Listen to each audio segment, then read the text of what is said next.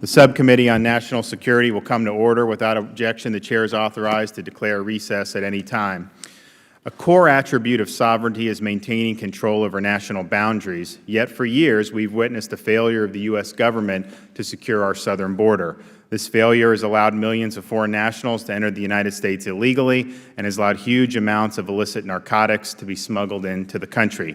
This sorry state of affairs has had significant consequences for American taxpayers, for victims of violent crime, and for the rule of law. It is time to secure the border.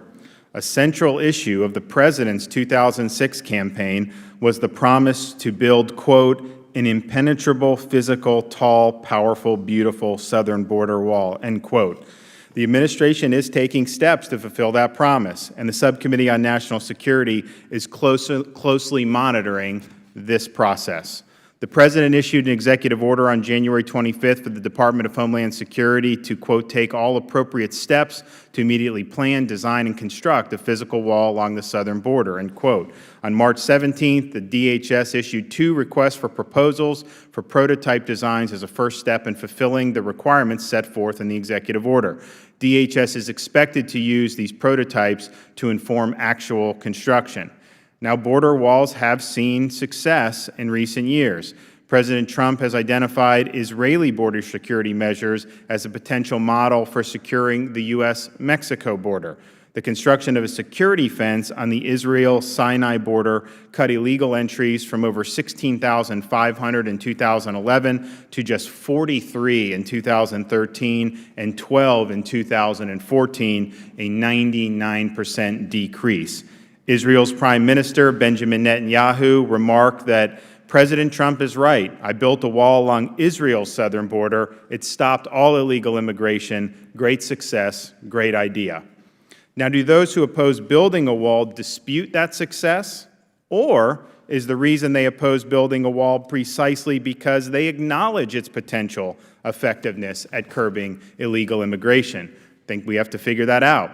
Recent media coverage has focused on the cost of building the wall, and obviously this is a legitimate issue. DHS has only just begun the procurement process, yet opponents of a secure border have resorted to employing exaggerated cost estimates about a border wall. For example, Senate Democrats recently issued a very flawed report claiming that the wall would cost $70 billion. Today's Democratic witness wrote in January, however, that a border wall would cost as much as $14 billion, which is obviously much different than the Senate Democrat estimate. And I think what they did was take the highest historical number they could find and multiply it by the total miles of the border, which I don't think anyone is suggesting is the way to do it. And other opponents of a secure border have parroted the sloppy back-of-the-napkin math that's meant to confuse the issue. And the American people deserve better than misinformation. The wall should be built in a fiscally responsible way, and there are a variety of creative ways, such as by using the seized assets of drug dealers to build it at little or no cost to the American taxpayer. At the same time, what is rarely discussed, but which needs serious inquiry, is whether securing the border will have a positive effect on American taxpayers at the local, state, and federal levels. And today we'll hear testimony from immigration expert Dr. Stephen Camarada on the significant burdens that illegal immigration and having an unsecured border can impose on U.S. taxpayers. Dr. Camarada estimates that if a border wall prevented between 160,000 to 200,000 illegal crossings, which is only about 10% of the expected crossings in the next decade, then the U.S. would realize between $12 and $15 billion in savings. That would effectively offset the cost of building the wall, even if you didn't use the seized drug assets. Of course, securing the border is more about dollars and cents. It's also about our government's duty to secure its borders, defend our sovereignty, and most importantly, protect our citizens. Illegal immigration has had significant human costs. Too many Americans have been robbed of loved ones through crimes committed by criminal aliens who should not have been allowed in this country to begin with. One of them is Mrs. Agnes Giboney, who lost her son, Ronald Da Silva, 15 years ago today. Ronald was murdered by a previously deported illegal immigrant with a long criminal record, and she herself is a legal immigrant from Hungary. Now, she did it the right way, and her son was taken from her by someone who had no right to be in our country. What makes this tragedy and others like it so painful is that Ronald's murder was preventable. Had the government simply done its job and maintained a secure border, the murderer would never have been able to enter our country, and Ronald would still be with us. Building a wall on the U.S.-Mexican border will not stop all illegal immigration, but it's a necessary first step and, consistent with experiences in San Diego and Yuma, has the potential to dramatically reduce it. The United States will also need to deploy additional human, technological, and legal resources. In addition, predictable enforcement of immigration laws in the interior of the United States will restore the rule of law and deter would-be illegal immigrants from attempting to circumvent the laws in the first place. We hope that our witness from the National Border Patrol Council, Mr. Brandon Judd, will speak more broadly about what our officers and agents on the ground see on the border every day and what they need to do their job. This subcommittee will continue robust oversight over these actions to determining how they are meeting the threat posed by a porous border, and we want to make sure that taxpayer money is being used well, that the barrier is being built in an effective way, and we're going to continue to monitor this as this unfolds over the next year and a half. I thank the witnesses for being here today and for their testimony, and with that, I yield to sitting in for my friend from Massachusetts, the ranking member, Mr. Lynch, is Mr. Desaulnier. Thank you, Mr. Chairman. I want to thank you and our staffs on both sides and the witnesses today on what is a very emotional, I know, and legitimately for some of the witnesses today, issue. But I look forward to public, transparent analysis where we have a objective needs assessment, risk assessment, and an engineering assessment as to the cost-benefit of this potentially huge investment. Ms. Giboney, I can't imagine being the father of two sons who lost a parent to violence. I can't imagine what it is like to be here to sit on this anniversary. So for your loss and your passion to see something's done about that, I'm very respectful in so much as we may have some differences. I understand, I think as best I can, of what's brought you here today and the earnest desire you have to see that, make sure that other parents will never be in the position you're in. Ms. Espinosa, from what I've read in your work, similarly, not as dramatically perhaps, but more globally, as you've seen many, many cases, I very much respect your work and the ultimate desire that you have. And Mr. Judd, to you and your colleagues, great respect for the work that you do. I know when I was in the California legislature many times having conversation with our state law enforcement people about the border, the difficult jobs you do and the Department of Justice in California when they work with you on that. And the other two witnesses, thank you for being here. Let me just add to that, this crucial work we take is very serious. Again, it should be fact-based, looked at, this issue, so that we identify what measures will work, what the benefits would be, and what the cost would be to the taxpayers and all Americans. The wall that the President is proposing simply won't work, in my view and in others, and will divert resources away from the areas critical to protecting the health, safety, and security of Americans. Recently, Oversight Committee member Will Hurd, who represents a district covering 800 miles of the border, addressed his concerns with the President's plan. He wrote an op-ed in the Washington Post in which he called the wall, quote, the most expensive and least effective way to secure the border. He also wrote, quote, true border security demands a flexible, defense-in-depth strategy that includes a mix of personnel, technology, and changing tactics, all of which come at a lower price tag than a border wall. I'm in agreement with my colleague. The proposed wall is incredibly expensive with little, if any, return on the investment, despite the fact that the President claims that the wall would cost $10 to $12 billion. Most analysis place the number far higher. The Department of Homeland Security conducted an internal study that estimated the border wall would cost nearly $22 billion in upfront construction costs alone. Other independent and congressional studies have estimates up to $40 or even $70 billion. This is all in contrast to the programs the same administration has proposed gutting, including those that help everyday Americans and provide returns to the American public. It's troubling that the President's proposed budget proposes billions towards a wall while slashing critical domestic programs, including his proposed budget that would cut nearly $6 billion, or nearly 20% of the funding, to the National Institutes of Health, jeopardizing medical advancements to cure chronic diseases and save lives, including cancer. Additionally, the President's proposed wall will undermine our national security by redirecting funds from programs that actually work to secure our border. This money would instead be pulled from port and airport security programs that help secure these major points of entry where drugs are much more likely to be trafficked into our borders. Despite the President's rhetoric during the Obama administration, the number of unauthorized immigrants into the United States dropped from 12.2 million to 1.1 million in 2014.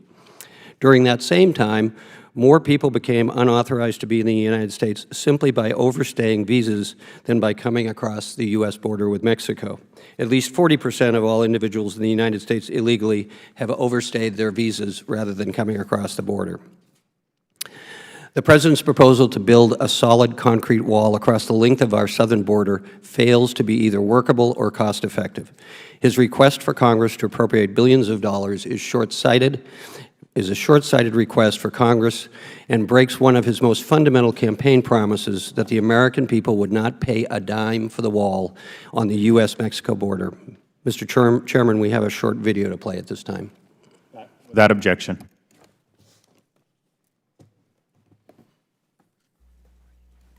Thanks for coming. We're going to build the wall. We have no choice. Who is going to pay for the wall? Who? The wall is going to be paid for by Mexico. Mexico is going to pay for the wall, and Mexico will pay for the wall. Mexico is going to pay for it. And I will have Mexico pay for that wall. Who's going to pay for the wall? Who?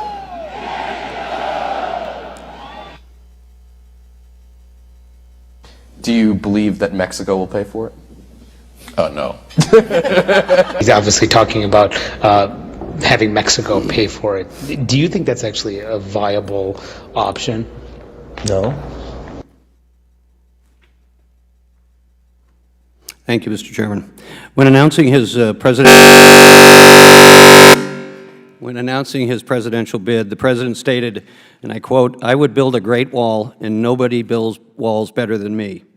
Believe me. And I'll build them very inexpensively.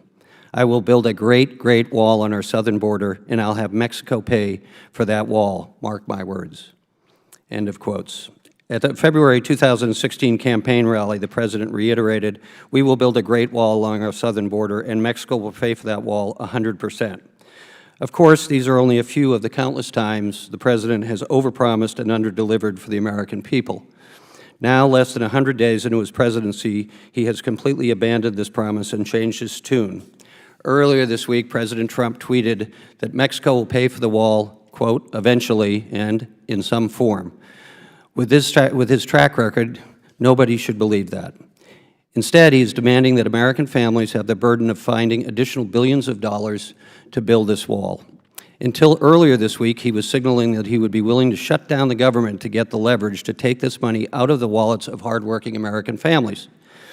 We have real problems to address in securing our borders, we all agree. But the President's proposed border wall does nothing or very little to advance our national security. Not only should it not be built, but it absolutely should not be built on the backs of hardworking American families. I yield back. Gentleman yields back. I'll hold the record open for 5 legislative days for any members who would like to submit a written statement. We will now recognize our panel of witnesses. I'm pleased to welcome Mr. Stephen Camarada, Ph.D., Director of Research, Center for Immigration Studies, Mr. Brandon Judd, President, National Border Patrol Council, Ms. Maria Espinosa, Director, the Remembrance Project, Ms. Agnes Giboney, mother of Ronald Da Silva, who was killed by an illegal immigrant 15 years ago today, and Mr. Seth Stodder, former Assistant Secretary for Border, Immigration, and Trade Policy, Department of Homeland Security. Glad you were able to get here. Welcome to you all. Pursuant to committee rules, all witnesses will be sworn in before they testify, so if you could all please rise and raise your right hand.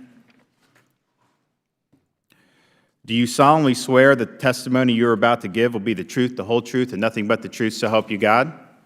Thank you. Please be seated. All witnesses answered in the affirmative. In order to allow time for discussion, please limit your testimony to 5 minutes. Your entire written statement will be made a part of the record. Mr. Camarada, you are recognized for 5 minutes. Thank you. I would like to thank the chair and the committee for inviting me. My name is Stephen Camarada, and I am Director of Research at the Center for Immigration Studies. My testimony today is based on a recent report published by the Center. This analysis reports the fiscal costs of illegal border crossers based on some fiscal estimates developed by the National Academy of Sciences, Engineering, and Medicine earlier this year, or I should say last year, for immigrants by education level. These calculations are based on some pretty well-established facts about illegal immigrants. First, there is agreement that illegal immigrants overwhelmingly have modest levels of education. The vast majority either didn't graduate high school in their home country or have only the equivalent of a high school education.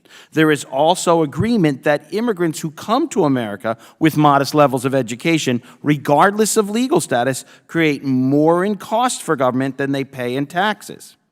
Now, taking the likely education level of illegal border crossers and combining them with the net fiscal estimates from that National Academy studies shows that on balance, if you take all the taxes that they're likely to pay in their lifetime, given their education levels, and all the services and costs they create, there's a net drain on taxpayers of about $75,000 per illegal border crosser, or about $7.5 billion per 100,000 illegal border crosser.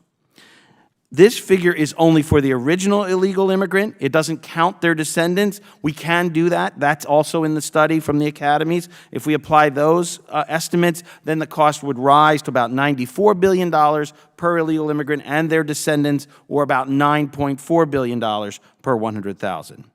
Now, to be clear, the fiscal costs of illegal immigrants is not due to the fact that they don't want to work. It's not even due to the fact that many work off the books. Rather, it reflects their educational attainment. In the modern American economy, people with this skill profile, native-born immigrant or legal immigrant or illegal immigrant, pay less in taxes than they use in services. There's pretty much absolute agreement on that.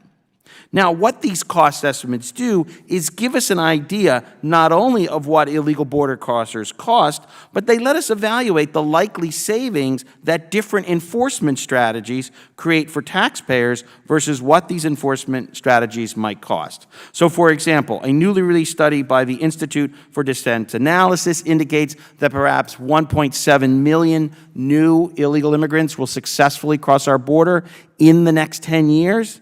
Now, if that's the case, and no one knows what the future holds, of course, but if that were to happen, and given these costs, it means that if we were to stop just 9 to 12% of those expected crossers over the next decade, it would generate $12 to $15 billion in savings, which might be enough to pay for a wall. In effect, the wall could pay for itself, even if it only kept out a small fraction of the people expected to come. Now, recently, the Cato Institute evaluated my analysis, and they argued that the illegal immigrants weren't as unskilled as I thought they were, based on my analysis of the data. But even so, they still found that the average illegal border crosser would pay creates a fiscal deficit of $43,000, or $4.3 billion per 100,000 illegal crosser. Now, Cato, in their analysis, also tries to argue that state and local government costs, which are in the National Academy studies, shouldn't count because it's the federal government that's building the wall. Now, this argument doesn't make sense to me, but ultimately that's up to Congress, whether to count the state and local costs. But it seems reasonable to me to do so. Now, finally, I just want to make one more point about the costs that come from the National Academies. They employ a concept called net present value, which calculates the fiscal impact. But this concept, which is commonly used by economists, has the effect of reducing the size of the drain that unskilled immigrants will create because it discounts the costs in the future. If you didn't do that discounting, the costs are much higher, about roughly double, about $150,000. So if you want to do a different calculation where you don't discount the future, that's what you would get. But the bottom line from this analysis is that unskilled immigration, which characterizes most illegal immigration, is very costly to taxpayers given their education and given the realities of the modern American economy that pays the less educated relatively low wages, coupled with the existence of a large and well-developed administrative state. It's not, the fiscal cost they create is not a moral defect on their part. It's simply the reality of education. Thank you for allowing me to testify, and I look forward to your questions. Thank you. Now recognize Mr. Judd for 5 minutes. Chairman DeSantis, Congressman DeSaulnier, I appreciate the opportunity to be here today. I want to emphasize first off, I will not advocate for 2,000 miles worth of border. That's just not necessary. But what I will advocate for is a border wall in strategic locations, which helps us secure the border. I want to point out what happened and give you a historical analysis of why the border is unsecured today. In the mid-'80s, the United States faced its first illegal immigration crisis. The Border Patrol had approximately 4,000 agents who were charged with patrolling nearly 2,000 miles of the United States-Mexico international border. Other than barbed wire fences owned by ranchers, there were no vehicle or pedestrian barriers to impede illegal border crossers. The Border Patrol was overwhelmed, and Congress chose to deal with the influx of illegal aliens entering the United States by passing the Immigration and Reform Act of 1986. The act promised to secure the border and ensure the United States was never put in the same situation again. The act failed. It failed in large part because the United States government put the cart before the horse. Without securing the border first, the government legalized several million persons who willfully violated U.S. law. By so doing, we broadcast a clear message to the world that our laws could be made void if enough people entered the country illegally. The message was heard worldwide, and illegal immigration exploded. After IRCA of '86, illegal border crossings in high numbers took place almost exclusively in San Diego, California, and El Paso, Texas. The Border Patrol thought if it could control these two corridors, they would be able to control illegal immigration and narcotic smuggling. They threw the vast majority of their resources at these areas, but left other areas like the El Centro, California, the Yuma, Arizona, and the Tucson, Arizona Border Patrol sectors wide open. The prevailing thought was that the infrastructure did not exist on either side of the border to allow smuggling organizations to move their operations to the inhospitable and barren deserts areas of Arizona. The prevailing thought was wrong. For more than 10 years, the Tucson Border Patrol sector was overrun because we did not have the foresight to realize that smuggling is big business and that the cartels are extremely flexible and adaptable. In essence, we created the problem in Tucson, and the citizens and ranchers paid for our mistakes. Unlike today, in the mid-'80s and early '90s, ISIS didn't exist. Criminal cartels didn't control every facet of illegal activity on the border, and transnational gangs weren't prevalent in the United States. Today, however, this is our reality. And if we refuse to learn from failed border security policy and operations of the past, we will never secure the border. We must take a proactive approach, and it must start with the proper mix of technology, infrastructure, and manpower, and it must be comprehensive. We must acknowledge that shutting down the Rio Grande Valley sector without addressing Laredo, Del Rio, and Big Bend will just create the same type of vacuum that we created in Arizona. Part of the proper infrastructure, the wall, is being heavily debated, and as an agent who worked in two of the busiest sectors in the history of the Border Patrol, I can personally tell you how effective border barriers are. When I got to the Tucson sector, we had next to nothing by way of infrastructure, and I can confidently say that for every illegal border crosser that I apprehended, 3 got away. The building of barriers and large fences, a bipartisan effort, allowed agents in part to dictate where illegal crossings took place and doubled how effective I was able to be in apprehending illegal border crossers. As an agent who has extensive experience working with and without border barriers, and as the person elected to represent rank-and-file Border Patrol agents, I can personally attest to how effective a wall in strategic locations will be. I implore both sides of the aisle to quit politicizing border security and illegal border entries and work with the men and women of the United States Border Patrol by providing the proper technology, infrastructure, and manpower. By so doing, Border Patrol agents will secure the border. I appreciate your time and look forward to answering all of your questions. Thank you. Thank the gentleman. Ms. Espinosa, you're up for 5 minutes. Mr. Chairman and distinguished members of the committee, I am honored to be here before you today to testify on issues associated with national security. My name is Maria Espinosa. My testimony is based upon my nearly 8 years of traveling across the country with the Remembrance Project, an organization that advocates for those families, our country's previously most forgotten, whose loved ones were killed by illegal aliens. My testimony is designed to assist you and others to understand the urgency of the immediate need to secure our country. Americans will continue to be under assault until the wall is built and the border secured. I have attended murder trials, criminal and civil hearings, testified in other states, and participated in roundtables, discussions with sheriffs. I have made presentations and have spoken with groups all over the United States about the most devastating of all impacts of illegal immigration, the loss of a life. I have had hundreds of firsthand experiences with many stolen lives, families. For nearly 20 years, families of Americans slain by illegal aliens have given heart-wrenching congressional testimony, like the one you're about to hear from Mrs. Giboney, about the tragic and violent killings of loved ones perpetrated by someone who should not have been in the country in the first place. The irony, while it seemed as though the politicians listened and even publicly gave the families their condolences, congressional leadership, the bodies of both houses, Democrat and Republican, have failed to enact the very measures that would have saved American lives. America has spoken. We want the wall built right away. Today, I speak on behalf of the Remembrance Project Advocacy Incorporated, where we proudly support our president and an American-first national agenda. The wall is a foundation upon which a comprehensive border policy can and must be built. It is of the utmost urgency. First, for a future perspective on the horrors of a national open borders policy, let's look at Texas over the past 6 years. According to Department of Homeland Security status indicators, over 217,000 criminal aliens have been booked into local Texas jails between 2011 and 2017. Committing nearly 600,000 crimes, ranging from assault, of which there were nearly 70,000, to over 6,000 violent sexual assaults of women and children, and homicides, which numbered nearly 1,200, all preventable.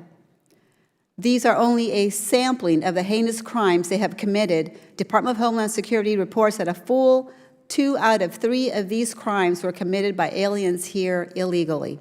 Those who falsely state that a great border wall would not work either don't know their history or are in denial. To those border wall naysayers, doubters, and deniers, I can assure you that a wall will work. Today, where walls exist on our own southern border, illegal crossings have been drastically reduced by over 94%.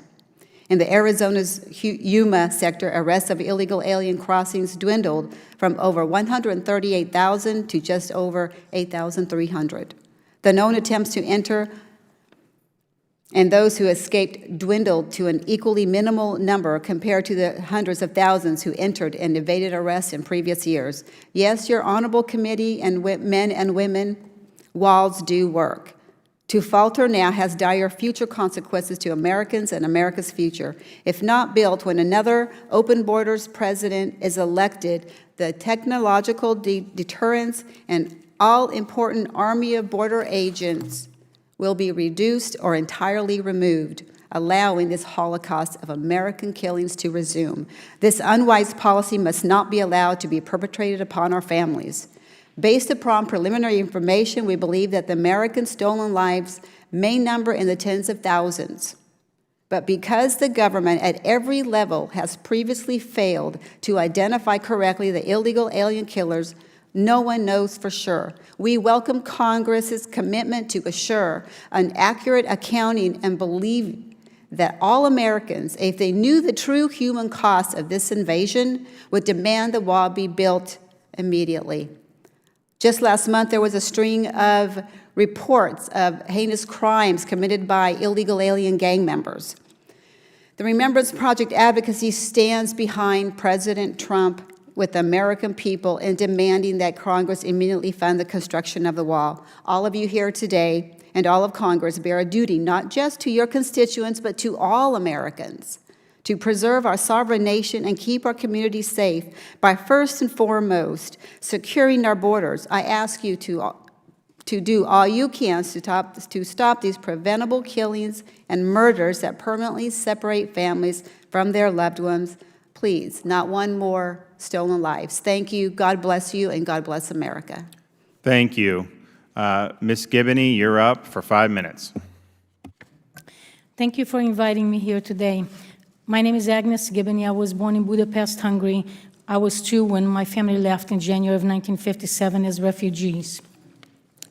We immigrated to Brazil, where we lived for 13 years, legally trying to apply to come to the United States. My parents, my brother, and myself legally immigrated to the United States.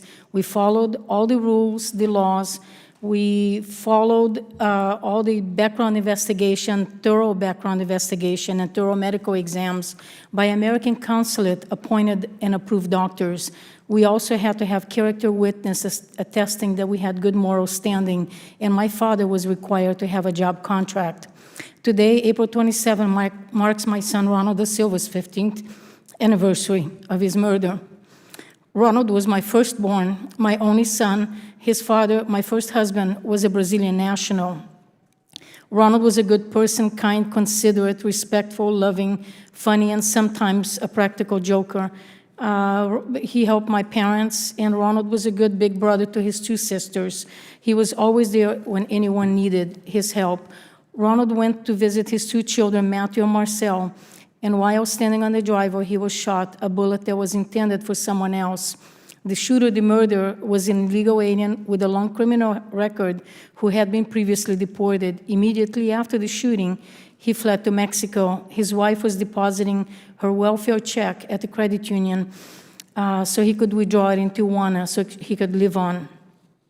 He eventually returned to the United States and was sent to prison. He's due to be released in 2 years and 7 months.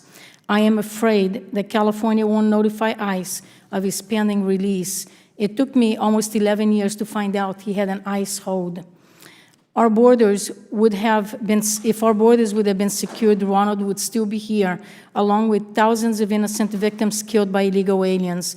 Many criminal illegal aliens deported return through our unsecured borders to continue victimizing American citizens. One life lost is one too many. We need a barrier, we need a wall, and more Border Patrol officers to protect us all.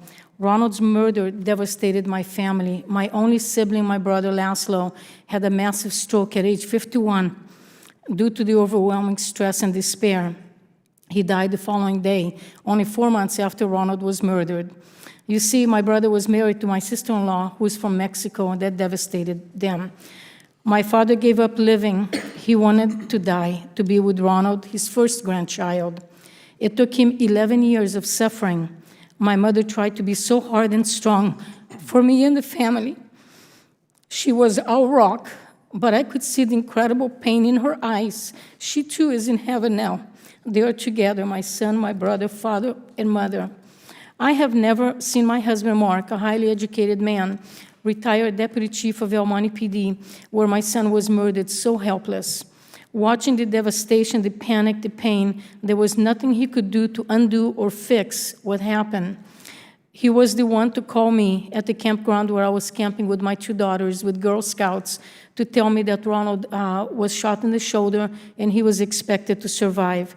We immediately drove home. As I walked in the house, he hugged me and said, "I am sorry." I told him I was going to the hospital to be with Ronald, so when he came out of surgery, he wouldn't be alone. It was then that he said, "I'm sorry, Ronald didn't make it."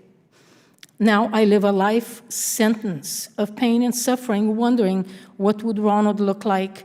Would he have gray hair at age 44? Would he be married? What would he be doing? I miss his beautiful smile, his warm bear hugs, his sense of humor, our talks. I miss his voice, his scent. I miss family get-togethers with all of us present. My family is permanently broken and separated. I can't travel anywhere in the world to see him ever again. I will forever miss all the tomorrows and all that was taken from me, all because of broken, open borders. I miss watching him iron his clothes and spend a long time fixing his hair but what I miss the most is him calling me Mommy. I miss everything. I simply miss my son. All I have left are his clothes, old photos, baby shoes, baby bottles, some toys and memories. I live with this emptiness, a hole in my heart, longing for my son. And I live with a daily fear of losing another child or family member. We cannot afford to lose one more life. Ronald is just one life. His death is not an isolated case. Deputy David March murdered a couple of days after Ronald in a neighboring town. His murderer also fled to Mexico, and he also had been previously deported. His widow, Terry, and I became friends. We would compare our pain, our hurt, our grief, and often cry together. Officer Don Johnston, a co-worker of my husband, was shot by someone who overstayed his visa. He became paraplegic. He ultimately died of his injuries. Hundreds of victims, innocent lives. I wonder how many more are there that we don't know about because our government does not keep statistics on illegal aliens, crimes. What an overall problem it is for a nation that so many of U.S. citizens are killed on a daily basis by illegal aliens who shouldn't be in our country to begin with. When I became a U.S. citizen, the first president I voted for was President Ronald Reagan, who signed an amnesty bill, which was supposed to be followed by securing our borders and enforcing immigration laws within our country, including verifying rights to employment. These things have never been done, and the conditions have gotten worse every year. The irony is, my family and I legally immigrated to the United States, and an illegal murdered my son, who should have never been in the country to begin with. I urge you to do what so many politicians have promised for years: a secure border, eliminate incentives for illegal aliens to come here, and enforcement of existing immigration laws. It is too late for my son Ronald and the thousands killed by illegal aliens, but there are so many lives that can be saved if you would just take action and put Americans first. Our President, Donald Trump, deserves more respect. He is working so hard to protect our country, protect our Constitution. Illegal aliens have no constitutional rights. A country without border is no country. You may say that it is inhumane to deport illegal aliens who didn't care about breaking our laws. How inhumane is it that my son Ronald and thousands of innocent victims' lives were cut short? It is the responsibility of the government to keep us safe, and our President Trump is working to accomplish that. Please do not stand in his way. Work with him. Thank you for your time. Thank you. Mr. Stodder, you're up for 5 minutes. Thank you so much. Chairman DeSantis, Representative DeSaulnier, and distinguished members of the subcommittee. Thank you for inviting me to testify today and to present my views on the administration's proposed wall across the U.S.-Mexico border. I've been around this issue for a while, having served in senior law enforcement and homeland security positions in both the Bush administration as well as the Obama administration. And in my view, President Trump's proposal to build a wall across the entire U.S.-Mexico border is deeply misguided, and Congress should not support it. Building a wall would be a massive waste of billions of taxpayer dollars, and unfortunately we'll get very little in return, because the wall won't help us address any of the most pressing challenges we face at the border. And in fact, it'll actually make us less safe. This is for several reasons. First, the wall attacks the wrong problem: the fear that America is somehow being overwhelmed by massive numbers of Mexican economic migrants seeking to cross the Rio Grande to take our jobs. This is an old, outdated talking point from the 1990s. While, of course, illegal Mexican migration still occurs, the reality is that the Border Patrol apprehensions are at historic lows. It's true that in the 1990s, the border was out of control, with illegal entries from Mexico approaching 2 million a year. But since then, we've dramatically strengthened enforcement and brought far greater control to our border. We've tripled the size of the Border Patrol. We've deployed sensors and aerial drones. And yes, we have constructed hundreds of miles of fence in strategic locations, mostly in urban areas like the double-layer fence in San Diego. This blend of enforcement efforts has been extraordinarily successful, making it far harder and more expensive for people to cross illegally. But it only tells part of the story. The other more important point is that Mexico is changing dramatically. Over the last 2 decades since NAFTA, Mexico has grown into the world's 11th largest economy and our 3rd largest trading partner. There are good jobs in Mexico, and people are staying to take them. What's the result of all this?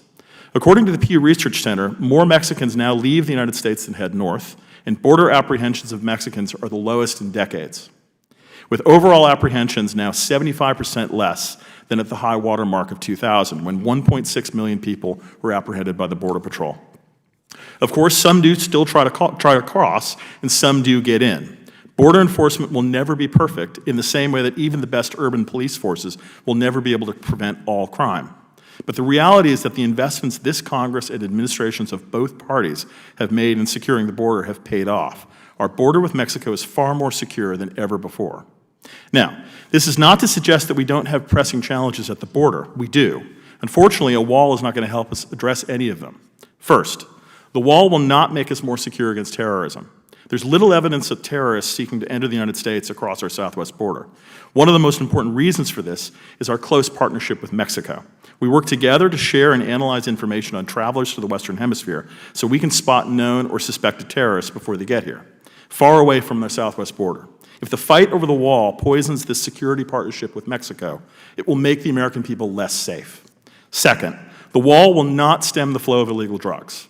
This is for the simple reason that drugs, for the most part, are smuggled into our country in the thousands of cars and trucks that enter our official ports of entry, such as San Ysidro. No one is proposing that we build a wall across Interstate 5 or block all trade or travel with Mexico, and a wall won't stop drugs from being smuggled through tunnels or by aircraft.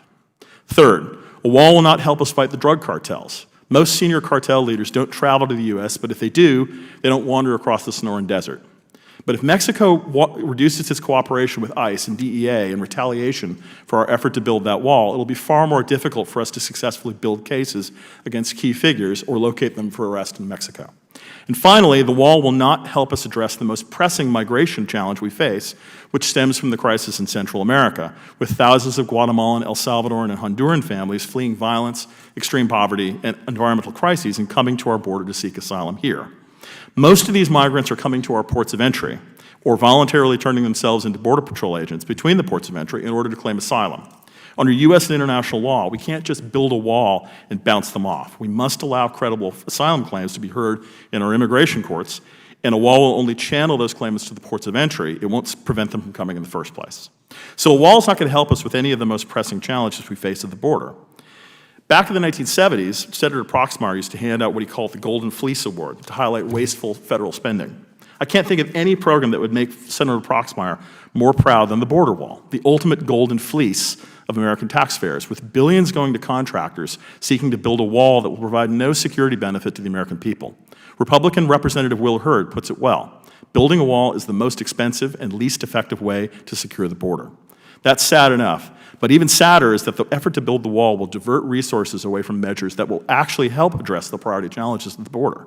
Our immigration system is indeed in crisis, straining from the flow of Central American asylum seekers. We need more resources specifically devoted to addressing this challenge, and in the question, I'm happy to give my thoughts on that. But suffice it to say, a wall is not going to help, nor will it make us safer from terrorism or organized crime. The wall is an extremely bad idea, and I hope Congress does not support it. Thank you. Thank the gentleman. I'll now recognize myself for 5 minutes. One of the frustrating things with this issue is just it's been failure theater in this country for over 30 years. I mean, Mr. Judd, you mentioned it, Ms. Giboney, the 86 amnesty. We're going to do an amnesty, build, secure the border, no more illegal immigration. That's going to be a thing of the past. And illegal immigration quadrupled between then and now in terms of the numbers that are here. 1996, we were supposed to have an entry-exit visa system implemented. And that's different than this wall issue, but there's millions of people who come legally and overstay their visa. To this day, we do not have an entry-exit visa system. And then in 2006, with the support of people like Senator Hillary Clinton, Chuck Schumer, Joe Biden, Congress overwhelmingly passed the Secure Fence Act, which was supposed to provide 700 miles of double-layered fencing. And in areas where that's been done, it's been very effective. And yet Congress immediately gutted that the next year. We've had about, I think, 36 miles total. And so we got to get it right. We've been toiling with this for decades. Let's get it right, and let's do it. Now, Mr. Camarada, The examples of Israel and San Diego suggest that if you do effective fencing or a wall, that could actually reduce illegal immigration much more than your estimate. So do you agree? You took a very conservative estimate about how a wall, how much illegal immigration a wall would prevent. Yes, I think it is pretty conservative. The experience with walls is that they do work where they are, but where they're not, people tend to go around them. And there are, as you say, visa overstays, which is a very important question. But where they are, yeah, they work quite effectively, that's for sure. Now, the strain on the taxpayer, people come illegally, their medical costs that get borne by the taxpayer usually?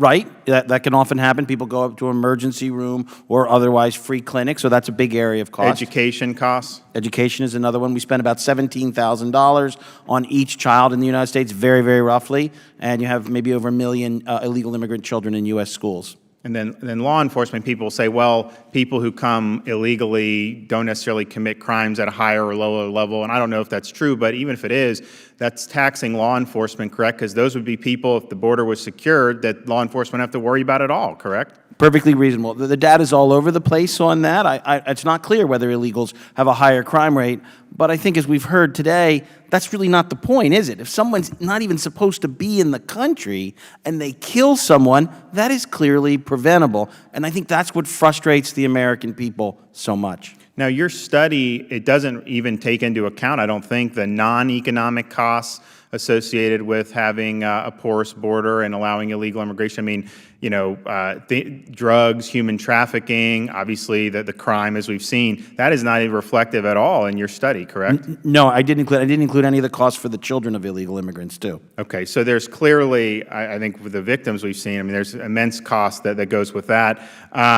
So you think that your study, it's probably conservative in terms of the number of illegal entries that it could prevent, but it's also conservative in terms of some of the benefits because you'd be talking about drugs, you'd be talking about crime, you'd be talking about reducing other bad things associated with having a porous border. Is that fair? Yes, I think that's fair. I mean, look, a lot of these things you can't put a dollar amount on, as we've heard.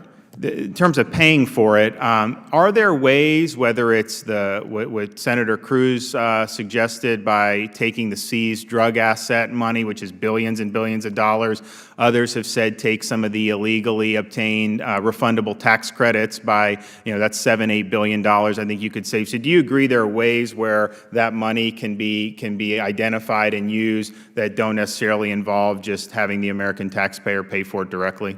Yes, you've mentioned two. The other is the tax remittances that flow out of the United States at tens of billions of dollars. Put a tax on them and you could generate income as well.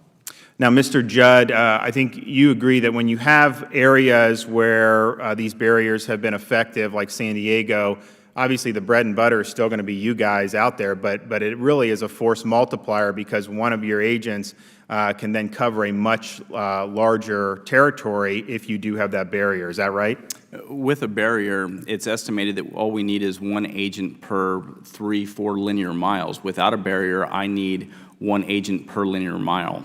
So the cost effectiveness of a barrier in manpower is it's extremely successful. So yeah, we absolutely need to look at where we have to put the wall, and it will allow us to dictate where crossings take place and allow us to be more effective. And the Secure Fence Act had 700 miles out of the 2,000. Do you think that makes sense? Is that probably enough? I mean, I don't think anyone's saying you need 2,000 miles. I do. In fact, Chief Ron Vitello recently came out and said the exact same thing that I've been saying for 2 years, that we need it in strategic locations. And again, that 700 miles is about what it is. Now, you were a critic of the catch and release policies of the Obama administration, it's fair to say? Yes. So, doing a lot of things we need to support you is important, but you can do all those things, and if there's an administration in power that doesn't really have the will or that ties your hands behind your back, then you could have the best of intentions. It's going to be difficult to get this problem right. Is that accurate? It is, and what's extremely frustrating is to cross the border at a place other than a port of entry. That's a crime. When we see these individuals, what we're effectively doing through the catch and release program, we're driving the criminal smuggling organizations, and we're incentivizing them to allow these individuals to cross the border at places other than ports of entry. Every single one of these individuals could legally present themselves at a port of entry, but it's the smugglers who are forcing them to cross at places other than a port of entry, which then puts extreme pressure on us, and it takes people out of the field, which then opens up holes that allow smugglers to bring across even higher cost value traffic, such as heroin, and potentially even people from Middle Eastern countries. So it's a huge problem. So you think, in terms of the issues with not having a secure border, I mean, you think the drugs, you do think drugs are coming across illegally, and that's a major issue? I know they are, and in fact, if we really think that more drugs are coming across the ports of entry, we're absolutely wrong. All you have to do is pull agents out of the field, and that's what smugglers are doing by crossing these family units that are coming over here and asking for asylum. What we're doing is we're creating holes, and we're allowing the smugglers to bring across their higher value products, such as heroin. Ms. Giboney, thank you for your testimony. And this is something that's very personal to you, to get this border under control, correct? Absolutely. And I think you've said before that you'd be happy to take your own shovel and work to build it, even in the 120-degree heat. I was just going to say that. Yes, I would be happy to go and work on the wall myself. I know it's not feasible, but trust me, I would be there. And that is because you don't want to see anyone else to be in your shoes someday? Never. It's such a pain. It's so difficult, especially days like today, that I don't even wish it upon the guy that murdered my son. I don't wish this pain on his family. That's how painful. I mean, you would think that I would wish him a lot of harm. I don't. But nobody should have to suffer through something like this. Because if my son would have been sick, I would have resigned myself that it was his time to go, that was God's wishes. But my son's life was cowardly taken. And I think you also mentioned your testimony, and that's going to be an issue that we're going to have to come on in a different hearing, I think, but your son's murderer is in prison, will eventually get out. You're worried that California may not notify ICE, and we've had Jamil Shah here, who's also from California. You probably know Jamil, and yes. You had illegal aliens, they were involved in criminal activity, released by the state, and then murdered Jamil's son. We had Casey Chadwick, her mother here last year, who you had a guy from Haiti who was illegally in the country, served a sentence for manslaughter, I think it was 12, 13 years. Connecticut, ICE did not send him back, released, and then he killed Casey. So that is going to be an issue, I think, that we're going to have to get right. Because if you know someone's already served a sentence, they're not here legally, releasing them into society, to me, puts the American people in grave risk. And so I think you're right to be concerned about it. We want to work with you to make sure that these states are working with ICE so that we're not letting dangerous people out. I've gone over my time, and I will give indulgences to my friend from California, and I will recognize him now. Thank you. Thank you, Mr. Chairman. And I would really, in Mr. Judd's comments earlier, and to the degree you can help us with this and your members, it would be wonderful if we could get, knowing the passion involved, not want to put words in your mouth, but your original testimony, to depoliticize as much as possible. Having spent a good deal of time when I was in the state legislature in California researching public works projects that are so-called mega projects, as any project over $1 billion, there are just fraught with concerns from an implementation standpoint. Your point about where it is. So it would be my wish that perhaps there's an opportunity for us in a dispassionate, nonpartisan way, look at just the engineering and, from the security experts, the best return on investment. And to that regard, it has to be at least considered where the money will come from, whether the money will come from other parts of Homeland Security or whether it will come from NIH, which has equally compelling parent stories about people losing their lives because we haven't invested there. So that is an overall context.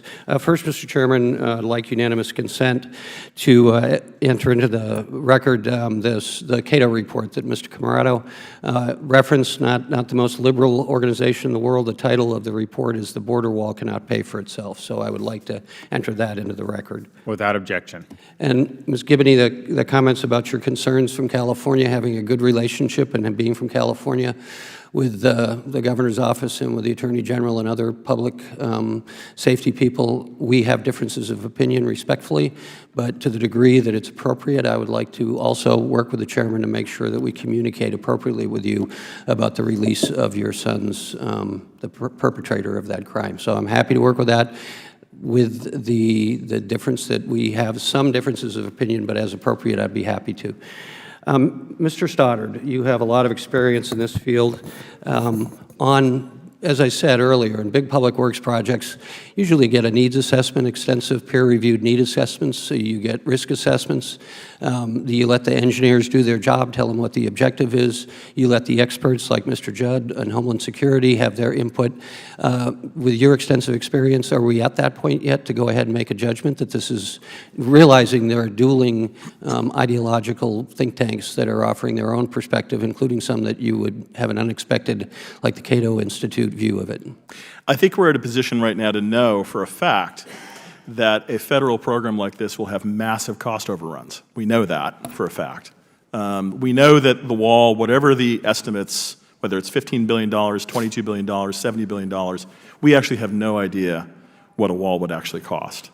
The thing that I do know is that, I mean, I'm with Mr. Judd in the sense of, I think the way to secure the border is to have the right blend of different things that we do, whether it be Border Patrol personnel, technology, sensors and drones, fencing, also investigations as well, investigations of human smuggling networks and financial facilitators of those networks.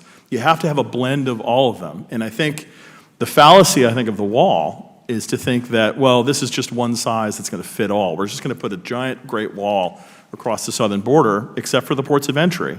So let's not forget the ports of entry and the stuff that comes in through the ports of entry. Mr. Stodder, though, my comment is just to the dispassionate analysis from law enforcement experts, Homeland Security experts, and engineers. Has there been any of the due diligence done that you would expect for similar public works Not projects? that I'm aware of, and I think it's something that absolutely needs to be done. I mean, we need to focus, I think we need to get the pros from the Border Patrol and from ICE and others together to sort of think through what's the right blend in any particular sector area. And I mean, I'm not a person that would say, I mean, I'm as strongly enforcement-oriented as the next person, having served in both Bush and Obama. I just don't, I think, and it could be that additional fencing is required in certain areas and strategic locations. It did a world of good in San Diego, certainly. But I just think the idea of putting a wall across the entire border, I think without further deeper analysis is misguided. Okay, I've got two quick quotes from you that I want you to respond to, both about the sentiment expressed here in these quotes in regards to illegal immigration and drug enforcement. Homeland Security John Kelly recently stated that a threat against aviation, quote, keeps me literally awake at night. Yet President Trump has proposed cutting the Transportation Security Administration budget, including a program that supports local police at airports. The other quote that I would like you to respond to is in February, Vice Admiral Charles Ray of the Coast Guard's Deputy Commander of Operations stated, quote, as a result of lack of resources last year, we were prevented from getting over 580 known smuggling events, and those shipments made their way north. So could you respond to those two quotes? Sure, let me take them in reverse order. First with Charlie Ray. Who I know well, good guy. I think, I mean, the idea of cutting the Coast Guard in order to build a wall is kind of insane, because if you think about it from the perspective, we always thought in Homeland Security, we think about the three borders of the United States. So northern border, southern border, and the Caribbean border. And the more we reduce the resource availability of the Coast Guard, We are opening ourselves up to mass migrations from Haiti, from Cuba, and also for a shift in drug trafficking from the current place where it is, which is the U.S.-Mexican border, back to the days of the 1980s and the 90s of movements through the Caribbean. So we have to make sure that the Coast Guard is adequately resourced to handle our third border.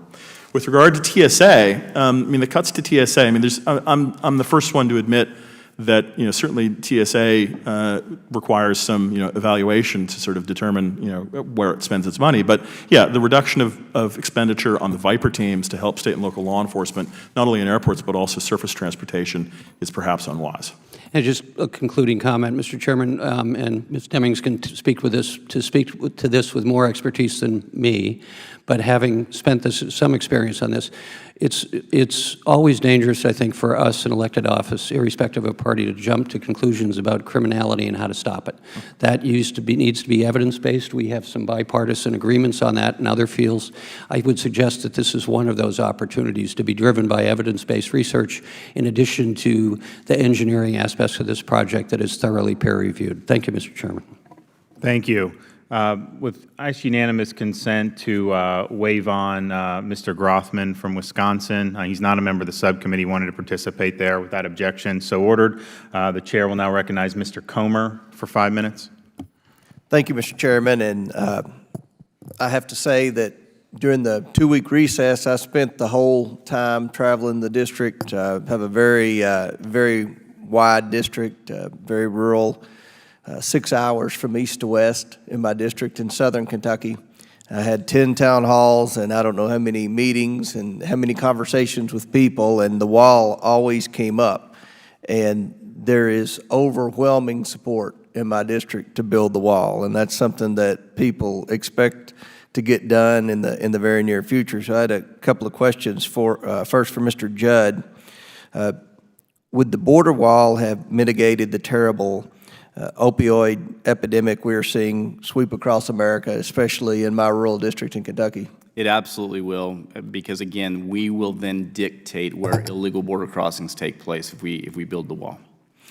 How many criminal gang members have crossed into the U.S. in the past 5 years, and do you think the border wall could have reduced that number? I don't think it could. I know it could. When we catch these individuals that are coming here and asking for asylum, one of the biggest problems that we face is when we have them in the detention facilities, they're actually recruiting, while they're in our custody, they're recruiting other individuals to join their gangs, and that's an extreme concern. Mr. Judd, I saw in the newspaper the Senate Democrats assume a per mile cost of $36.6 million per mile. Do you agree with that cost estimate? I don't. I'm not an expert on what the cost will be. I can just tell you how effective it will be. But what I can tell you is that 9/11 cost the government trillions of dollars. We have to $1 billion. That's a drop in the bucket compared to what happened on 9/11. Mm-hmm. Obviously, that's a concern of every taxpayer and every person that has any type of conservatism is the cost. When you look at the total cost, will all areas of the southern border require new fencing, as some of the opponents have claimed? It will. It will. We're going to build a proper wall. I'm an advocate of fencing, and again, it was a bipartisan effort that passed that. But the problem with fencing is it's defeatable. I can bring up a welding torch and I can cut holes in the fence. In fact, that's what happens. I have a brother who's also a Border Patrol agent who spent 2 years, and all he did every day was patched holes in the fence. And so a wall cannot be defeated the way a fence can be defeated. Mm-hmm. What other factors, I guess this is for anyone on the panel, what other factors could have an impact on the total cost of the border wall? Are there things that can be done to build the wall cheaper, where we still have the maximum security impact, or what other factors would impact the cost or could impact the cost? Anybody?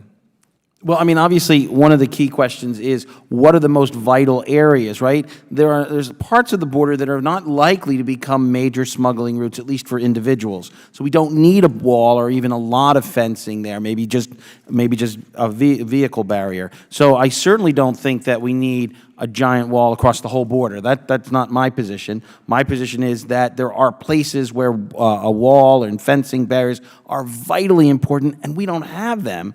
And we've authorized it in the past. That seems crazy to me. And so I think that's where we should start, at the very least.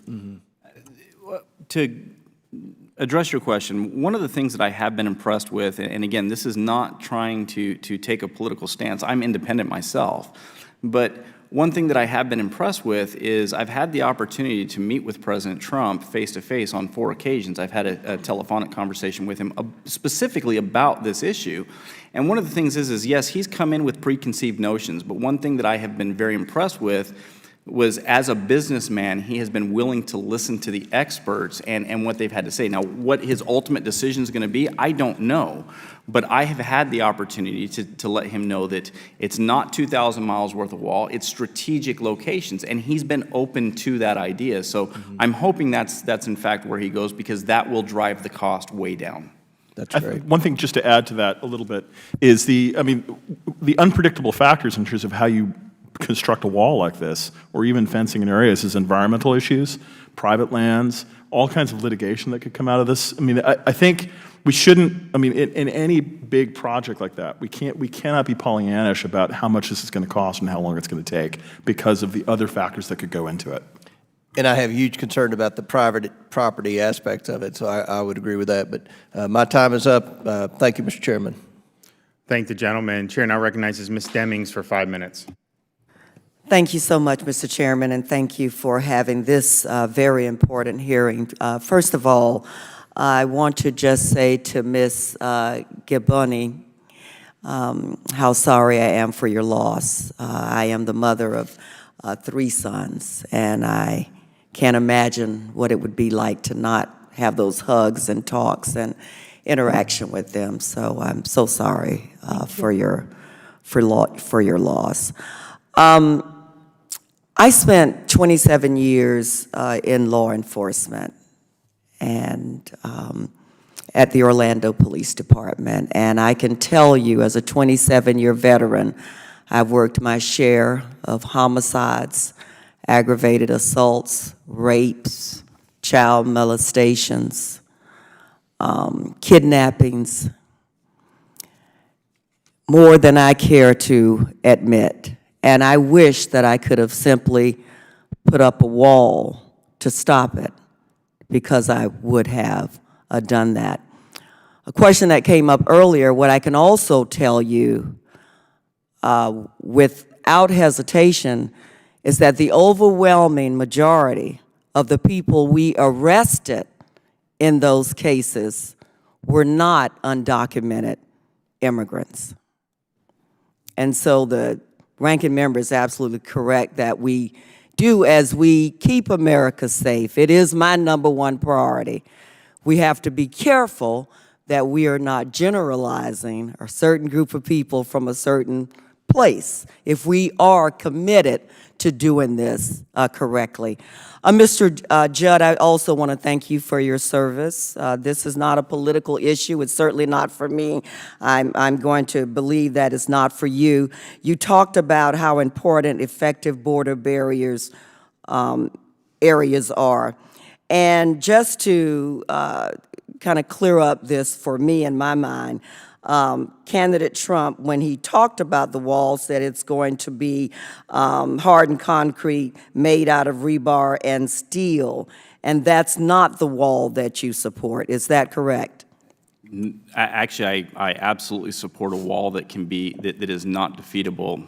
Again, this wall made out of steel, rebar. It cannot. It has to be a wall that cannot be defeated by welding torches. We face that problem on a daily basis today. So yes, it has to be an impenetrable wall. So you would support a wall that was 2,000 miles? No. A concrete wall Absolutely made not. out of steel and rebar? No, I support a wall in strategic locations, which will then allow us to dictate where illegal border crossings take place. Okay, and when you say us, who exactly are you referring to, The United please? States Border Patrol. Okay, all right. Mr. Stodder, I understand, of course, that you have worked on border issues in the Department of Homeland Security for 15 years under 2 administrations. Thank you so much for your service as well. And you stated that we have greatly improved our border security against the most pressing threats to public safety, including terrorism, transnational organized crime, and we have established far greater control over illegal immigration on our southwest border than in any other time over the last 4 decades.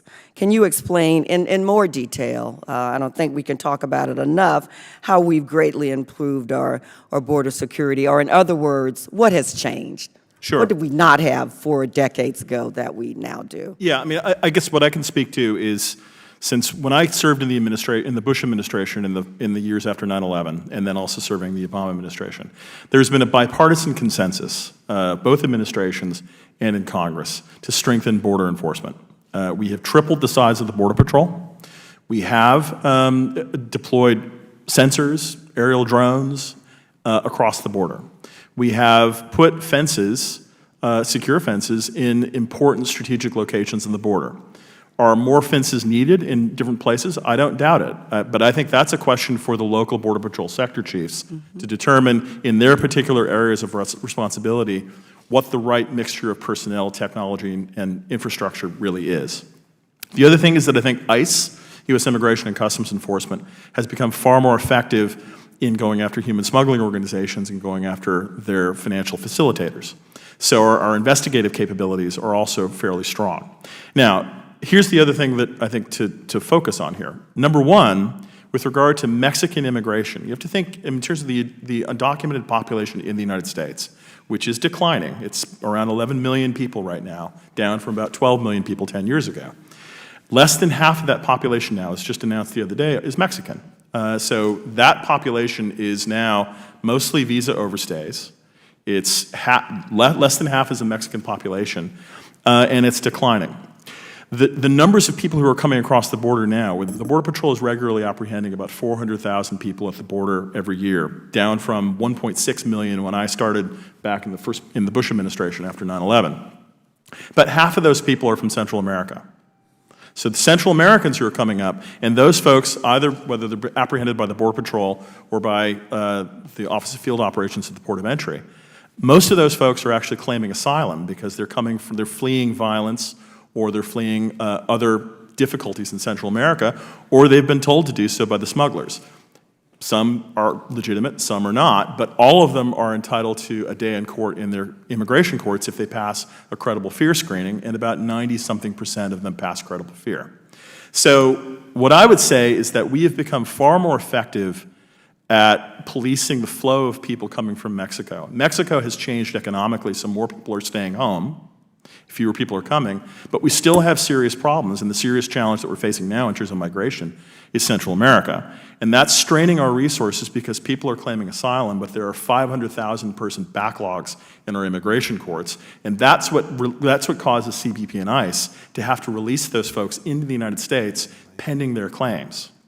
So if we were to spend, the first $1 billion I would spend in border enforcement probably would be going towards the immigration courts to staff those courts so we can actually expeditiously and efficiently process asylum claims, so we don't have to have people in the United States for the 5, 6, 7 years that it takes often to process an asylum claim. And that would send a message to the smugglers, I think, to say, this is not a free pass to come to the United States.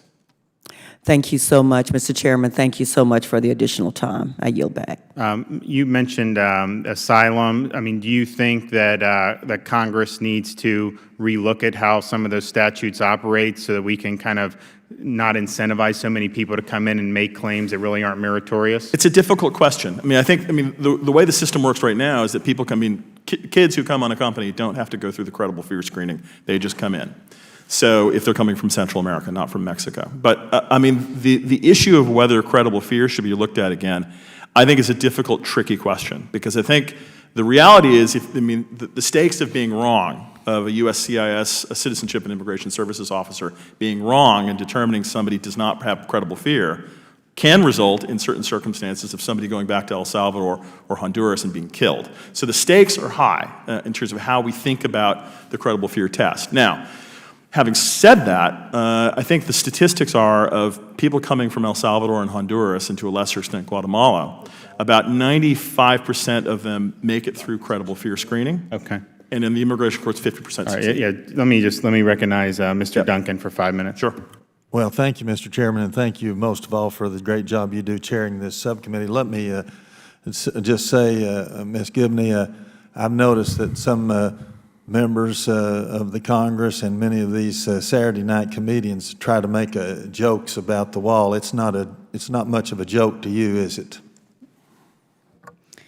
No, it is not. I don't see what's funny about it because they have not been affected personally, because if they would think differently also. Well, I wish that everybody could have heard your testimony. I've always heard that the worst thing that can ever happen to you is to outlive one of your children, and certainly you have our condolences. Let me say this. You know, some people imply or even say that if we try to enforce our immigration laws that it's cruel or something's wrong with it. But you know, I noticed in some of the staff material, President Netanyahu of Israel, he said President Trump is right. I built a wall along Israel's southern border. It stopped all illegal immigration. Great success, great idea.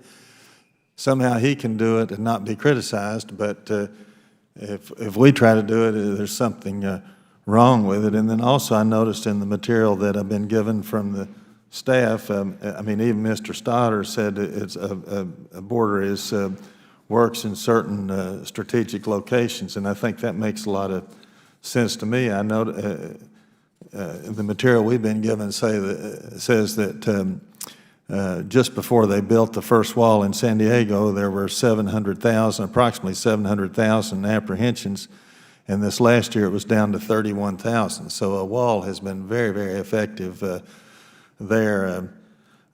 You know, the situation is this. You know, there's two statistics that tell the whole story.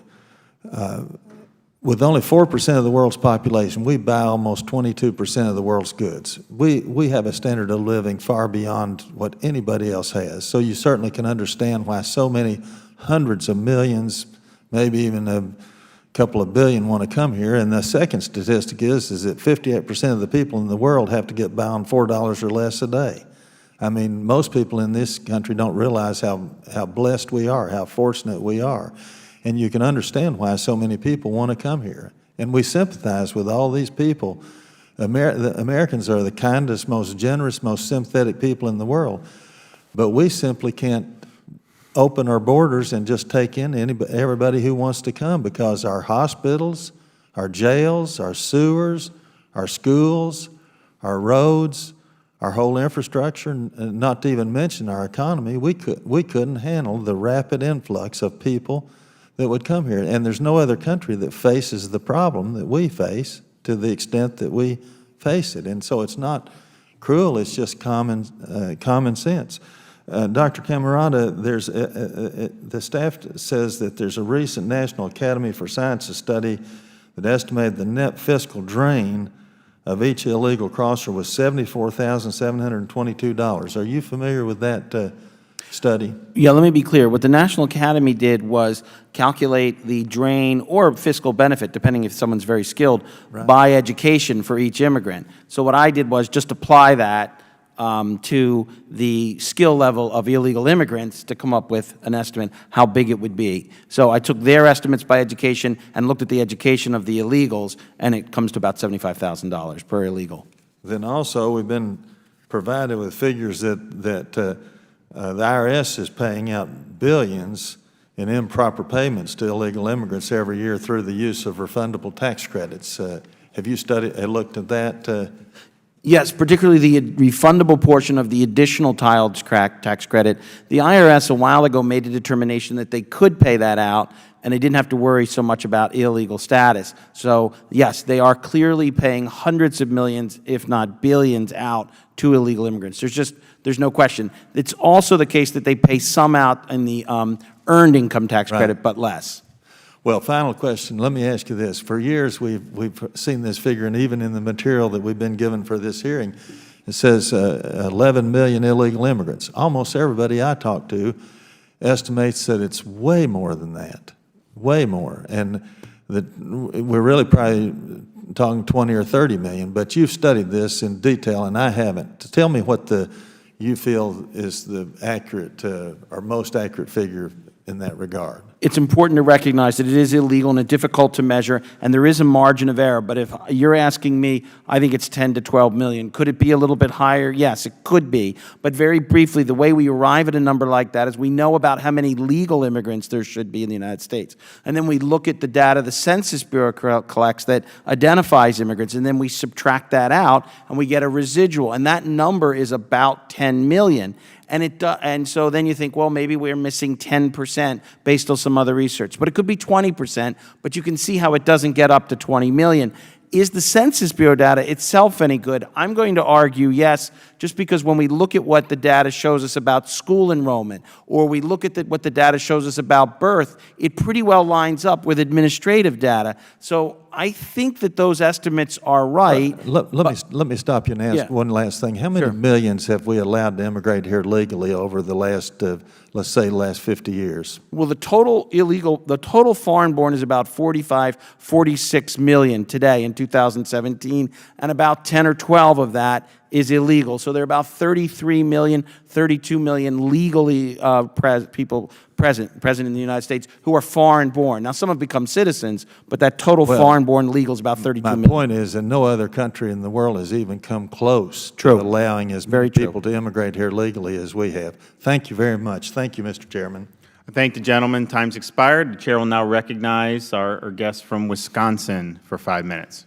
Okay, I was going to do a follow-up that I'll just ask you briefly. You're confident. How long has that 11 million figure been out there? How long, if I would ask you or somebody in your position, how many people are here illegally, would we hear the 11 million figure? Well, we think that it's been around that number for like 8 years now, because every year we take the American Community Survey or the current population survey and try to estimate it. What was it in the year 2000? I think the general estimate is somewhere around 8 million. I'm not sure that's right, but okay. I'm going to ask you guys some questions as far as the overall cost. Is there any estimate out there the amount of money we're paying every year for health care for people who are here illegally? Do you want to count like U.S.-born children or just the illegal immigrant? Because a lot of children of illegal immigrants are signed up for Medicaid, so that would be a big cost. Anyway, so you'd have to decide. Either estimate. It's several $billion a year for treatment for the uninsured, because the illegal population makes up a large share of the uninsured. Okay, several billion, that, what, 5 billion? Yeah, that would be a perfectly... Okay. I know it's difficult to get records. Are there any estimates the degree to which income-based transfer payments are going to people illegally? I hear anecdotal evidence from income maintenance workers in my district that they are getting people who they thought are illegal coming here. Do we have an estimate on the total amount of what we'd call welfare benefits going to people here illegally? We do have some estimates. Remember that an illegal immigrant can collect benefits on behalf of a U.S.-born child. If we include that, then those numbers certainly run, to over $10 billion. If you count things like the U.S.-born child on Medicaid, a family, for example, can get food stamps even though the parents are illegal, because the food stamps come in the name of the U.S.-born children. So there's a lot of that going on. Don't you believe that there are a lot of people, even adults, who are signing up for benefits who may not be citizens? May not be citizens? Sure. There are a lot of legal immigrants who also access the welfare system. I mean, I could give you my estimates for those things. I don't have them right in front of me. But yes, legal immigrants make extensive use of the welfare. How about illegal immigrants? Illegal immigrants, yes. We know from the survey of income and program participation, where they pretty well identify themselves as illegal based on some questions, that more than half of all households headed by illegal immigrants have someone in that household signed up for some kinds of benefits, typically the non-cash programs. Could you give me the total amount, if you had to throw out a number there? Total amount that illegal immigrants are receiving in income transfers, cash, and non-cash type stuff? Is that what you're- Right.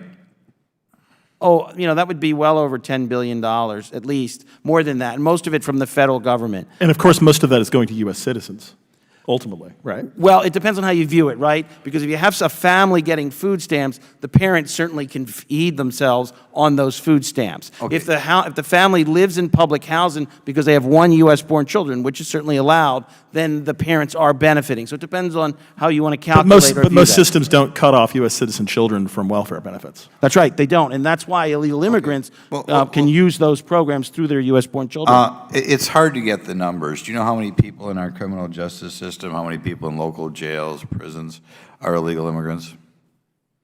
Do we have hard numbers on that? Incomplete numbers.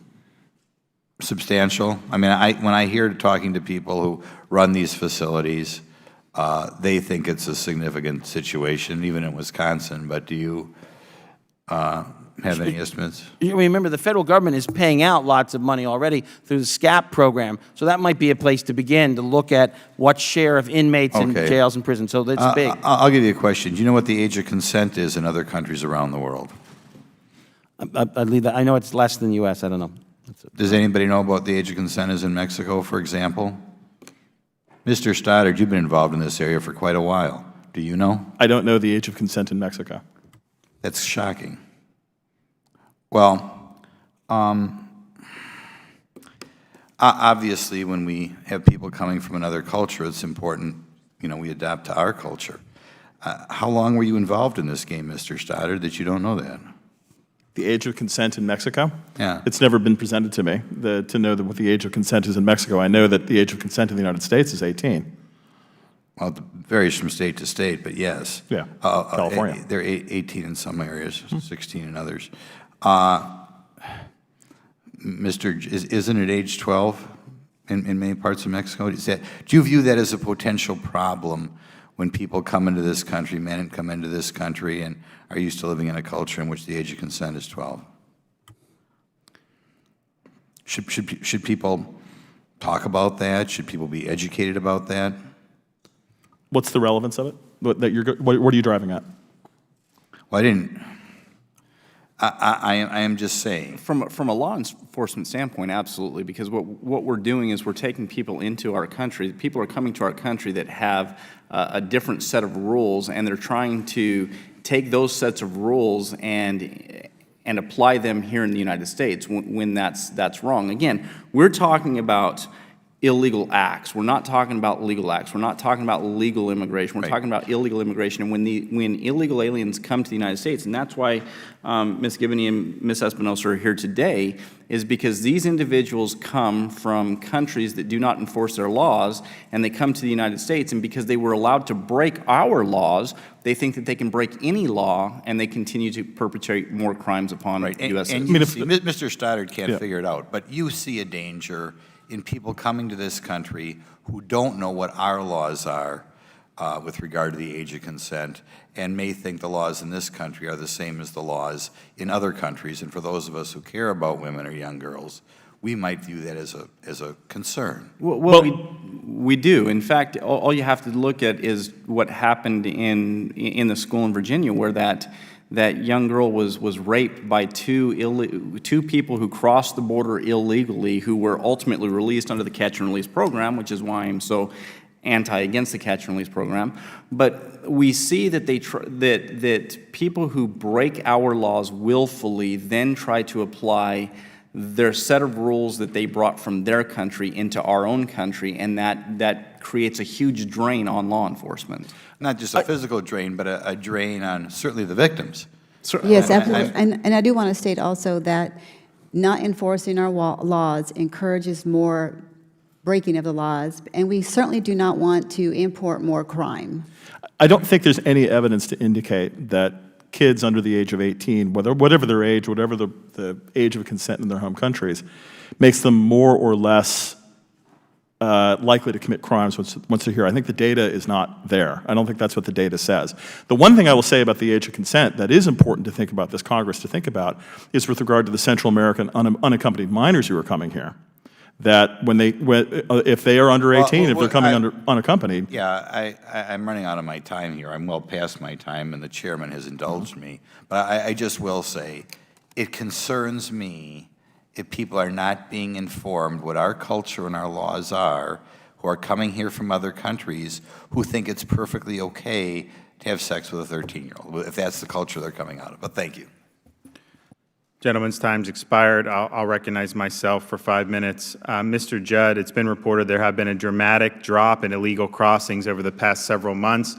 Do you attribute that to the new posture being utilized by the Trump administration and Secretary Kelly? I know it is. In fact, when we interview these individuals that are currently crossing the border, it's they know that the laws are going to be enforced. The simple promise that the laws were going to be enforced have driven down. But I must warn you, we're in a honeymoon period. We have to continue to enforce laws, because if we don't, illegal immigration is going to go back up. Can I say one quick thing about that? Sure. What's interesting about this drop is, look, conditions haven't changed in Central America, just a lot fewer people have come. What that reminds us is migration is a choice. People's lives might be difficult, but the fact is they make a choice to come. Things haven't changed. A lot of people say, look, people are compelled to come. They have no other option. But just the president's rhetoric mostly has affected people's behavior. Imagine if we follow it up with actual policy. I think it's too soon to make a judgment on that, because I think the other way of looking at it could be. I got a couple things I got to get to. I appreciate it. Mr. Judd, crime on the border, a real problem? It's a huge problem. In fact, if you look at Border Patrol agents, we are assaulted at a rate higher than any other law enforcement agency in the entire United States. And so, yes, border crime is a huge issue. And because I think Mr. Stodder had mentioned the cartel leaders, they're not exactly crossing the border, but does that mean that the cartels aren't a major problem on the border, or do you think they are? No, I know the cartels. When I joined the Border Patrol in 1997, almost 20 years ago, we had mom and pop smuggling organizations. That does not happen anymore. Every single facet of crime is controlled by very, very dangerous cartels. Pathologically dangerous. They have no regard for human life whatsoever, as we currently see in Mexico. And unfortunately, that is starting to spill over into the United States, because they operate here in the United States now, whereas they didn't do that 20 years ago. Dr. Camarada, let me ask you this. You agree that there are clearly a number of immigrants, legal immigrants, I think, who have a very positive economic impact on our society?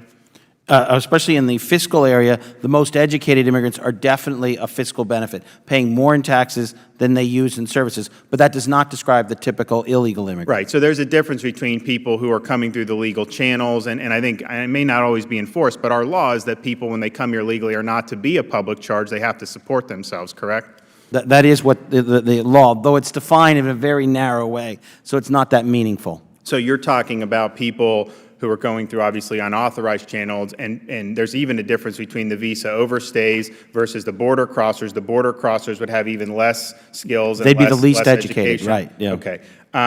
Ms. Espinosa, you've seen a variety of these issues or these tragedies over many, many years, and you've been an activist. So can you just kind of crystallize for us the importance of this issue and how it affects some of the human lives that you've been able to work with over these many years? Yes, Mr. Chairman, thank you.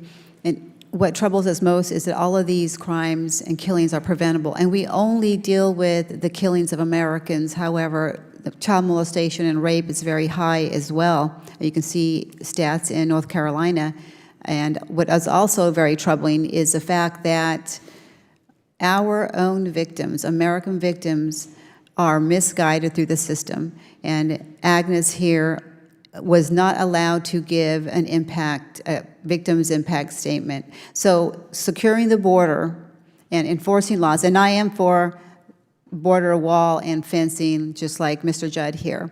And I want to say also, you agree with, I think most of the witnesses, You don't need to do a 2,000-mile one because there's Correct. some areas, so you basically do it in areas where there's where it can stop the Absolutely. crossing? Yeah. Yes, sir, and that's common sense. And I don't want this issue to be politicized. And I'm a former Democrat. My father was born in Mexico. I've been in the strawberry field since I was 8 years old.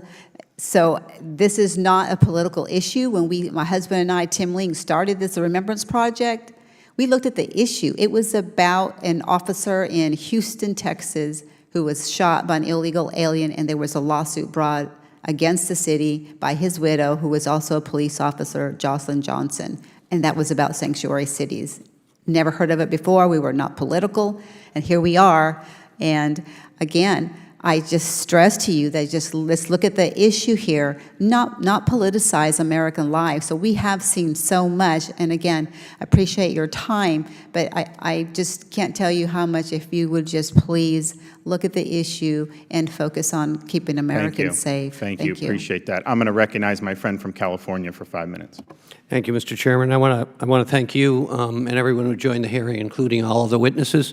I'm more taken by the fact that a lot of what we're dealing with here is symptoms of a larger problem, and that is for this country, and particularly for Congress, to come up with thoughtful immigration policy and reform. In a global economy where the world has clearly changed, as the chairman said in his introductory comments, things have changed. In this country, immigration and diversity is the basis of our success and our birth. And it's been part of our success ever since and differentiates us from every other country in the world. Having said that, we need to have immigration policy that's right, that protects against the kind of criminality that we've heard about, both personally and statistically today. So I just want to leave one quote, because Senator Moynihan many years ago in Congress across the other side of the aisle once famously said, everybody's allowed their own opinions but not their own facts. And for some weird reason, we have now entered into a period, whether it's alternative facts or not, we fight opinions, period. So that's why maybe this is an opportunity, Mr. Chairman, to do what we have recently been able to do on a bipartisan level when it comes to the adjudication process and criminality, is to deal with evidence-based research. And if all of you could help us with that, knowing of your very strong passions and opinions and different perspectives, I think we would get to the point that the chairman started this committee on, is our failure to come up with an immigration policy that's effective, that allows people to come to this country, that the Statue of Liberty proudly welcomes, that want to come here and have opportunity, but under conditions that we set as a nation in terms of policy to both protect the citizens who are here now, but enable those incoming immigrants to flourish as the founders wanted them to do. So I just wanted to read one quote, because we get into these dueling perspectives of cost, from a New York Times Magazine article that was actually quoted by the majority staff in basically corroborating Mr. Camarada's comments and research. But it went on to say, and I quote, "There are many ways to debate immigration, but when it comes to economics, there isn't much of a debate at all. Nearly all economists of all political persuasions agree that immigrants, those here legally or not, benefit the overall economy, and that is not controversial." He goes on to a quote from Heidi Scherholz from the National Policy Institute that says, quote, "There is a consensus that on average the incomes of families in this country are increased by a small but clearly positive amount when amount comes from immigration," end quote.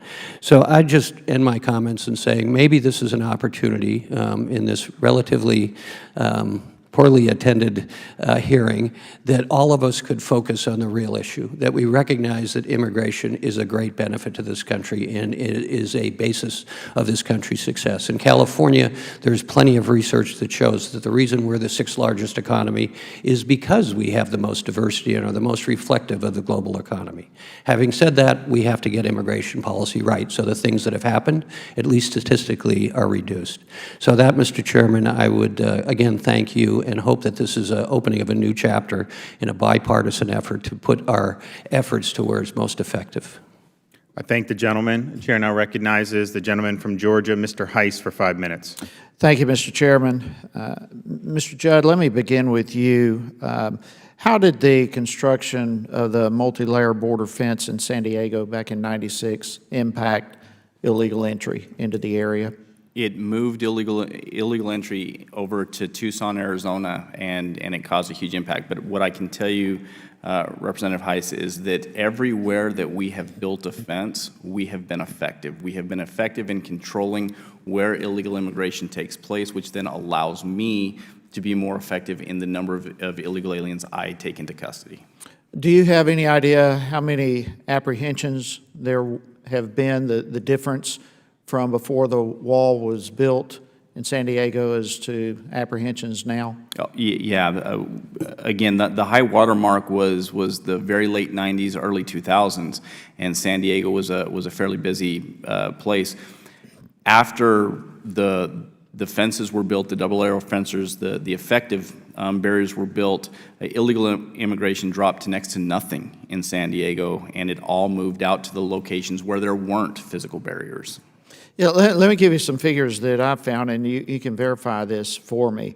What we have seen is there were in 1996, prior to the barrier, there were 480,000 apprehensions in 1996. Most recent figures, 2016, there were under 32,000. That's over a 93% decrease. And that is largely due to the enforcement posture which we took in San Diego. Unfortunately, we didn't take that same enforcement posture in the other sectors, such as Tucson, Arizona, and so we drove everything out there. But since we have been taking those same types of postures, we've driven down illegal immigration in Tucson as well. So yes. What are some of the other postures? I now realize we can't positively quantify the effectiveness totally with the layered wall that has been built, but there's no doubt the correlation. The numbers have dropped drastically, over 93%, since it was put in place. But what other measures have been taken in San Diego? Well, the most important measures that we took was not only did we build these barriers, but we promised that anybody that crossed in that particular corridor, we were going to detain them, keep them in custody, and we were going to hold them until they had their deportation hearings. Whereas in other locations, if we took them into custody and there wasn't bed space with ICE, we would then end up just walking them out our door and letting them go and hope that they would show up for their immigration hearing sometime later on, a couple years down the road. But in San Diego, what we did was we used what was called the consequence delivery system, which then anybody that crossed through that corridor, we would hold in custody and we would put them through deportation proceedings. Okay, Mr. Camarada, let me ask you, do you believe that a border wall would help us address the issue of human trafficking? Yes, as I would second what Mr. Judd was saying. If fencing, barriers, wall in key places could make a very enormous difference as a force multiplier and would help us interdict trafficking. Have these discussions come up in various communities where you've had talks on this issue? I'm not sure I understand. You mean, do I think Yeah, that? have you brought this up in discussions you've had in the southwest border, specifically with the issue of human trafficking? The agents that I have spoken to when I've traveled down there, all, like Mr. Judd, seem to feel strongly about the wall being helpful. So it would help, obviously, in multiple ways, be it just illegal individuals or drug trafficking, gangs, human trafficking. You believe it would be helpful across the board? I think it can be very helpful, sure. Okay. Mr. Judd, let me come back to you as far as, because I'm intrigued with what's happened in San Diego and your experiences overall. What other kind of technologies do you think could be implemented in addition to a physical barrier? First and foremost, I worked in the busiest sector, which was the Tucson sector. Individually, I ran a team of agents, which was a mobile interdiction team. We were arresting 100 illegal aliens a night. That was a team of 5 to 6 individuals, 100 people per night. Those 100 people that we were arresting, 300 people were getting away from us, just simply because that's what the number of people that were coming across. When we started deploying the technology, such as drones, such as more sensors, better scope trucks that had radar on them, when we started deploying that and we became more effective, what we did was we shifted the illegal immigration to other places that didn't have that. So what I'm going to tell you is that it has to be comprehensive, because we can't just continue to shift the burden to different sectors. We have to Sure, I get address that, it but you're nationwide. talking everything from drones to virtual walls to more border They all agents. work. All of the above are necessary. They all work. Okay, thank you very much, and I appreciate it, Mr. Chairman, I yield. Gentleman yields back. I want to thank the witnesses for your testimony. Very much appreciated. A couple things I think that we got from the hearing. I mean, we're not talking about a 2,000-mile wall. It's going to be basically finishing the job of the 2006 Secure Fence Act, and those are very important locations that can be a force multiplier. Doing that and reducing the flow can reduce burdens on taxpayers on the back end, and can also reduce crime, which is obviously very important. We also saw these crime victims have stories to tell, and these stories need to be told. And the tragedy is that, the federal government is partly responsible for these things, and that really upsets me. And you got to do better. This committee is going to monitor the cost of this thing. We don't want to waste money, but I'm convinced that this can be done creatively, where you're not just appropriating money, but actually using some of the money that's seized, or some of these other programs that are clearly running amok and diverting money. That was probably a better way to do it. And then I think, Mr. Judd, physical security, just one aspect, important aspect, but just one. You got to support the Border Patrol. We got to have good policies so that people know the law is going to be enforced. And we got to deal with this issue of people who are convicted criminals here illegally being released back into society rather than sent back. We just cannot allow additional crimes to be committed at that point, and we've seen it time and time again. So I appreciate everybody's time and testimony, and this is going to be an issue that the committee is going to continue to deal with. So thank you, and with that, this hearing stands adjourned.